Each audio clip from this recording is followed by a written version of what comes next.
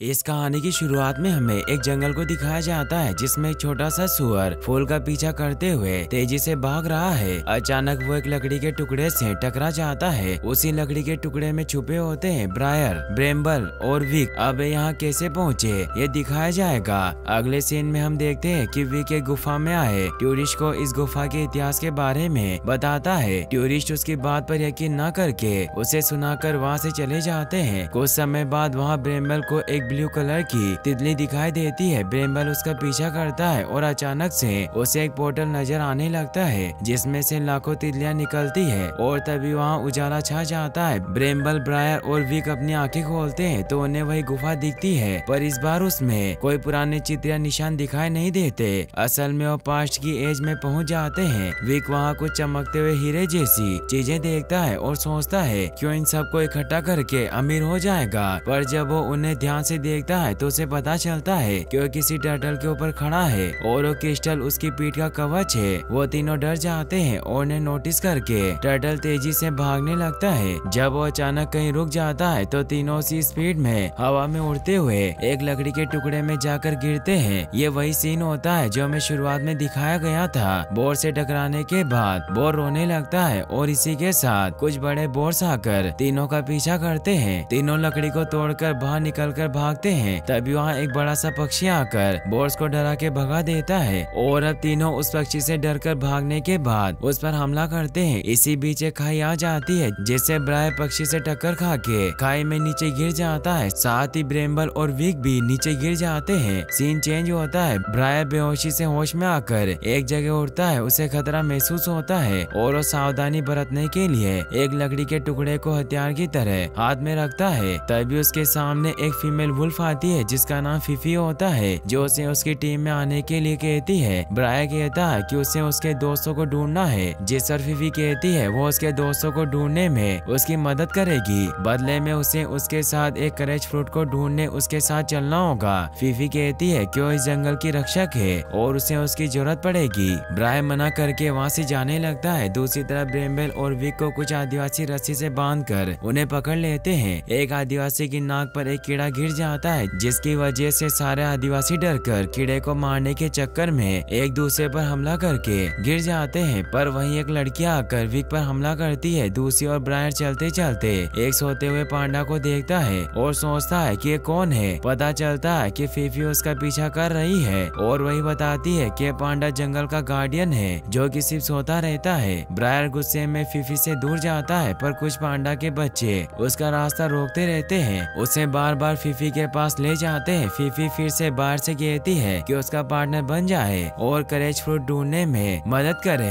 बदले में वो उसके दोस्तों को ढूंढेंगे। ब्रायर न चाहते हुए मान जाता है। आगे वो दोनों पांडा के पास जाते हैं। फीफी उसकी पूंछ से पांडा की नाक में गुदगुदी करती है जिससे पांडा को छींक आ जाती है और उसकी छींक से जादू की तरह कुछ पौधे और फल उग जाते हैं जिसे छोटे पांडा खाने लगते हैं। दूसरी तरफ वो लड़की बाकी आदिवासियों के साथ ब्रेम्बल और विक को लेके आती है। उस लड़की का नाम लिन होता है। लिन का स्वागत करते हुए एक आदिवासी लड़का उसके लिए फूल लाता है जिसको खा के लिन कहती है कि ये टेस्टी नहीं है। आदिवासी ब्रेम्बल और विक को पकने के लिए उन्हें रस्सी से लकड़ी की आग के ऊपर बांध देते हैं। अचानक कुछ वैसे वहाँ तेजी से आती है जिनका मुकाबला लिन करने लगती है। इसी मौके का फायदा उठाकर ब्रेम्बल और विक वहाँ से भागने लगते हैं, पर लिन भैंसे की टक्कर से कुछ लकड़ियों के ऊपर गिरती है और वही लकड़ियाँ विक के ऊपर गिर जाती है जिससे उनके नीचे फंस जाता है। एक भैंसा विक की तरफ भागता हुआ आता है। विक अपने मोबाइल को भैंस के सामने टारगेट करके उसकी फोटो खींचता है जिससे फ्लैशबैक से भैंसा उसके सींग से विक को हवा में उड़ाता है। विक भैंसे के ऊपर बैठ जाता है। आदिवासी में एक बूढ़ी औरत उस मोबाइल को देखती है। ब्रेम्बल गिरते पड़ते उसी भैंसे के ऊपर राइड करने लगता है। विक और ब्रेम्बल दोनों हीरे की तरह भैंस को राइड करते दिखाई देते हैं। भैंस एक झोपड़ी में टकरा के बेहोश हो जाता है। बचते ब्रेम्बल और विक। बूढ़ी औरत मोबाइल में भैंस की फोटो को देखकर जोर से चिल्लाती है कि इन दोनों ने भैंस को इस डब्बे में कैद कर दिया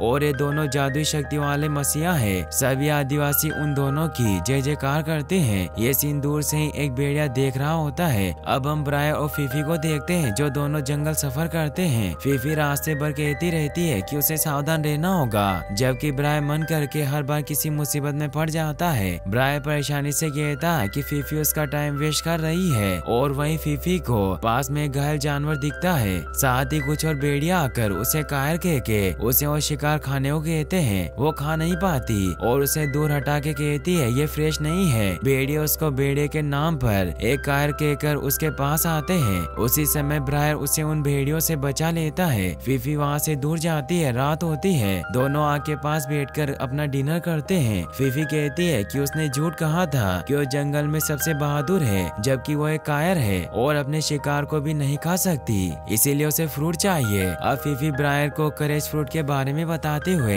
एक जगह ले जाती है, जहाँ वो एक पक्षी के बारे में बताती है जिसने वो फ्रूट खाया होता है, इसीलिए वो बहादुर है। इस फ्रूट को फीफी एक दिन जरूर खाएगी। यहाँ से दोनों में अच्छी दोस्ती हो जाती है। फीफी ब्रायर से पूछती है कि वो कहाँ से हैं। ब्रायर जवाब देता है कि 2019 से। दोनों एक दूसरे का साथ देकर जंगली जानवर का सामना करते हैं। एक दिन कुछ भेड़िए एक आदिवासी बच्चे को खाने आते हैं। ब्रायर ये देखकर उसे बचाता है और भेड़ियों का सामना करता है। भेड़ियों का किंग वहाँ आकर भेड़ियों को धमका के कहता है कि तुम एक बच्चे का शिकार नहीं कर सकते।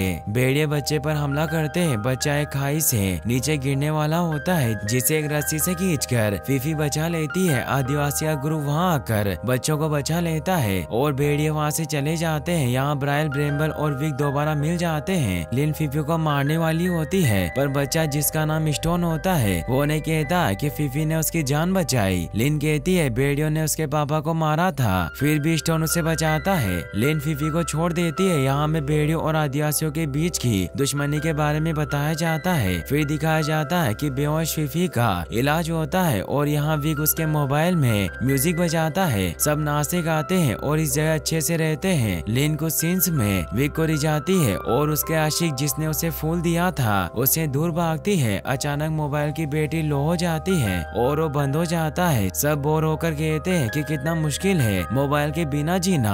अगली सुबह वही छोटा बोर अब सोते हुए उसके सपने में ब्रेम्बल को मारता हुआ दिखाई देता है। जब वो जागता है तो ब्रेम्बल और बाकी लोगों को करेज फ्रूट की खोज में जाते हुए देखता है। यहाँ वो काफी कोशिश करता है ब्रेम्बल पर हमला करने की, पर नाकामयाब होता है। रात होते किंग वुल्फ फीफी को धमकाने आता है कि इंसानों से दूर रहो। इंसानों ने ही फीफी के भाई को मारा था। वो कहता है कि वुल्फ को जंगल में राज करना है, इसीलिए कल इन इंसानों को किंग अपने पास बुलाने के बारे में कहता है। सुबह होती है। भेड़ियों को पता चलता है कि फीफी उन तीनों यानी कि भेड़ियों के शिकार को लेकर भाग गई है। फीफी कहती है कि फ्रूट मिलने के बाद वो लोग अपने घर चले जाएंगे ताकि भेड़िए उन्हें पकड़ न सके। करेज फ्रूट वाले पहाड़ की ऊंचाई पर पहुंचकर फीफी को करेज फ्रूट नहीं मिलता, जिस पर बायर कहता है कि असल में कोई करेज फ्रूट नहीं है। फीफी रोकर कहती है कि मुझे बहादुर बनना है और यहाँ हमें फ्लैशबैक्स दिखाए जाते हैं जिसमें फीफी का भाई उसे कहता है कि एक दिन वो समझ जाएगी कि वो कितनी ज्यादा बहादुर है। उसी फ्लैशबैक में फीफी के भाई की मौत दिखाई जाती है, जो कि फीफी के दिल में एक गहरा घाव दे देती है। फ्लैशबैक से बाहर फीफी बायर से पूछती है कि वो बहादुर कैसे बनेगी, जिस पर ब्रायर अपनी कहानी सुनाता है कि बचपन में उसकी और ब्रेम्बल की माँ इसी तरह गायब हो गई थी। ब्रायर को बहुत डर था, पर जब उसने ब्रेम्बल को दुखी देखा तो उसने हमेशा बहादुर होकर ब्रेम्बल को प्रोटेक्ट करने की कसम। ब्रायर फीफी से कहता है कि वो उसके भाई के लिए कुछ भी कर सकता है। वहीं पास में एक ज्वालामुखी फटने लगता है। फीफी बायर को कहती है कि बटरफ्लाई की गुफा आ गई है और अब उन्हें अलग होना पड़ेगा।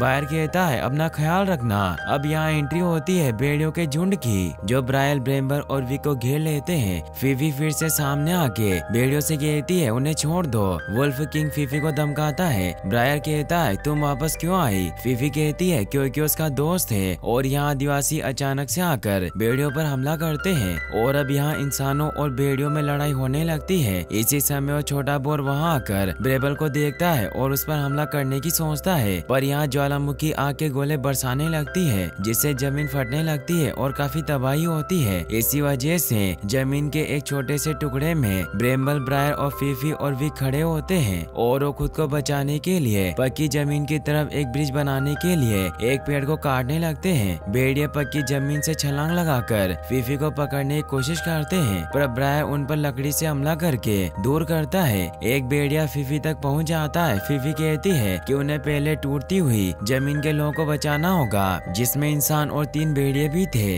इसी बीच लिन पर एक आग का गोला गिरने वाला होता है, पर उसका वही आशिक उसे बचा लेता है। यहाँ लिन को लड़का पसंद आने लगता है, जिस वजह से किंग वुल्फ फीफी तक छलांग लगाकर पहुंच जाता है। फीफी के पास खड़ा भेड़िया कहता है कि हमें उन 3 भेड़ियों को बचाना होगा। किंग कहता है उन्हें मरने दो। फीफी जमीन से गिरने लगती है। किंग फीफी को कहता है क्या फीफी के मरने का समय आ गया और वो कुछ नहीं कर सकती क्योंकि वो कायर है। ये बात फीफी को कमजोर कर देती है और वो उसके मरे हुए भाई के बारे में सोचती है। दूर से ब्रायर चिल्लाकर कहता है कि उसकी बात सुनो, तुम मेरी सबसे बहादुर दोस्त हो। फीफी ये बात सुनकर किंग को कहती है कि वो कायर नहीं है और उसे जोरदार धक्का देकर जमीन पर आ जाती है। अब बाकी भेड़ियों से फीफी सामना करती है और इस पर ब्रायर उसकी मदद करता है। किंग तेजी से फीफी की तरफ आता है और फीफी उसे खाई की तरफ धक्का देकर खुद भी उसमें गिर जाती है। सन्नाटा छा जाता है और अब सभी दुखी हो जाते हैं। ब्रायर इमोशनल होकर कहता है कि उसने उससे बहादुर दोस्त कभी नहीं देखा और रोने लगता है। अब नीचे से आवाज आती है कि तुम इतने बहादुर हो फिर भी रो रहे हो। यह आवाज फीफी की होती है। सब खुश हो जाते हैं और एक भेड़िया जो रुका होता है अब फीफी को जिंदा देखकर तसल्ली से वहाँ से चला जाता है। नेक्स्ट सीन में हमें दिखाया जाता है कि छोटा बोर अब मौका देखकर ब्रेम्बल पर पीछे से हमला करता है, पर ब्रेम्बल को कुछ होता नहीं। वो कहता है कि मैंने इससे पहले भी कहीं तो देखा है। लिनविक को शुक्रिया अदा करती है कि उसे उसका सच्चा प्यार मिल गया। वो साशी की तरफ इशारा करती है। ब्रेबल मजाक में कहता है उस आशिक की जगह विक हो सकता था। यहाँ ब्रेबल को नीली तितली दिखाई देती है जिससे उन्हें पता चलता है कि वो इसके जरिए अपने समय में जा सकते हैं। ब्रायर समझ जाता है जाने का समय हो गया। वो फीफी की तरफ देखता है। फीफी कहती है कि उसे फिक्र करने की जरूरत नहीं, अब वो बहादुर हो गई है। वो इमोशनल होकर उसे हक करके कहती है कि जिस करेज फ्रूट को वो ढूंढ रही है वो ब्रायर था। ब्रायर मजाक में कहता है क्या उसे फ्रूट समझकर काटेगी। और यहीं हम ब्रायर, ब्रेम्बल और विक को वापस जाते हुए देखते हैं। काफी तितलियों के बीच अब वो अपने समय में पहुंच जाते हैं, उसी गुफा में जहाँ पर पहले जैसी आकृतियाँ और चित्र बने हुए थे। ब्रायर नोटिस करता है कि उस चित्र में एक भेड़िए की छवि है जो कि इंसानों के साथ घूम रही है और वहाँ उसी भेड़िए का एक पंजा है। उसको देखकर ब्रायर को एहसास होता है कि वो फीफी थी। यहाँ हम देखते हैं कि एक तरफ अतीत में फीफी भी उसी तरह पंजे पर हाथ रखती हुई उसको याद कर रही होती है। ये पास्ट और प्रेजेंट को जोड़ने वाला इमोशनल यूनियन का सिंबल होता है। पोस्ट क्रेडिट सीन में ब्रेम्बल और ब्रायर विक की मूंछ काट देते हैं और कहते हैं कि वो काफी अलग और अच्छा दिख रहा है और यहीं पर ये मूवी एंड हो जाती है। और गाइस अगर आप ऐसे और वीडियोस देखना चाहते हैं तो वीडियो को लाइक और चैनल को सब्सक्राइब जरूर कर लें। Thanks for watching.